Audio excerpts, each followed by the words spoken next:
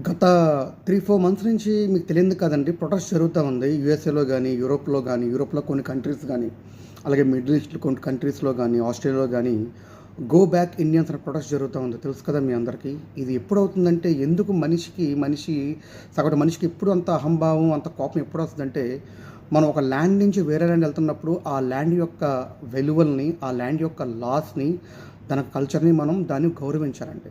ఎప్పటినుంచో మనం 60స్, 70స్, 80స్, 90స్, 2000స్‌లో కూడా చాలామంది అబ్రాడ్ ఎళ్లి, ఫారెన్ ఎళ్లి జాబ్ చేసేవాళ్ళున్నారు. వ్యాపారం చేసేవాళ్ళున్నారు. ఎక్కడ ఏమి ఇబ్బంది రాలేదు. కానీ నేను కూడా 10, 12 ఏళ్ల నుంచి బయట ఉన్నాను తప్ప ఎక్కడ ఇబ్బంది లేదు. కాకపోతే లాస్ట్ 8 ఇయర్స్ నుంచి ఏమైందంటే ఒక గుంపులుగా వెళ్ళిపోవడం వల్ల ఎక్కడైతే మనం ఆ ఊర్లకెళ్ళిపోతున్నామో అక్కడ కూడా ఇండియా చేసేస్తున్నారు. తద్వారా జాబులు పోతాయని వాళ్ళ లోకల్స్‌కి భయం. రెండోది ఆ యొక్క లోకల్ హార్మోన్ కూడా పోతుందనేది వాళ్ళ యొక్క భయం అనమాట. ముఖ్యంగా మీరు జంతువులు ఒక అరణ్యంలోకి, జంగిల్‌లోకెళ్తే ఒక లైన్ టెరిటరీ ఉంటుంది కదా! అది వేరే లైన్ రానివ్వదు. ఎందుకు రానివ్వదు? అదొక అడవి ధర్మం. ఇది మనం కూడా మనుషులం కూడా వన్ టైప్ ఆఫ్ యానిమల్స్. కాకపోతే మనం సోషల్ యానిమల్స్. మనకంటూ కొన్ని rules, regulations, standards, comforts, emotions అన్నీ ఉన్నాయి.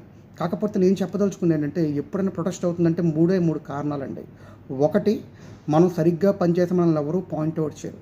రెండోది, మన అస్తమానం వాళ్ళు పాయింట్ ఔట్‌లోకెళ్ళి హోల్‌లో ఫింగర్ పెడితే అది రెండో ప్రాబ్లమ్ అవుతుంది గొడవ రావడానికి. మూడో కారణం ఏంటి అంటే వాళ్ళని ఎప్పుడైతే మనం వాళ్ళని మించి వెళ్ళిపోతున్నామో, ట్రెస్పాస్ చేసి మనం ఓవర్‌గా ముందుకెళ్ళిపోతున్నామో ఈ అన్నిట్లి వల్ల ఆ లోకలైట్స్ మన మీద ఉన్న చాలా ద్వేషం, అహంభావం అన్నీ పెరిగిపోయి తద్వారా మనం గో బ్యాక్ ఇండియన్స్ అనేది చెప్పక మానదు. కాబట్టి ఇప్పుడైనా ఎవరైనా అబ్రాడ్‌లో పనిచేస్తున్నప్పుడు ఆ రూల్స్‌కి, ఆ లాస్‌కి అబైడ్ అయ్యి ఉండండి. ఎంతవరకు ఉండాలో అంతవరకు ఉండండి. ఓవర్‌గా వెళ్ళిపోకూడదు, ఎక్సీడ్ అవ్వకూడదు. అందరూ బాగుండాలి, అందరూ ఉద్యోగం చేసుకోవాలి గానీ వేరేగా వెళ్ళిపోయి అక్కడ మనం ఇండియాలాగా చేసేస్తే అది కాస్త ఇబ్బందికరంగా ఉంటుంది. తద్వారా మన పరువు మనమే పోగొట్టుకునేలా అవుతాం.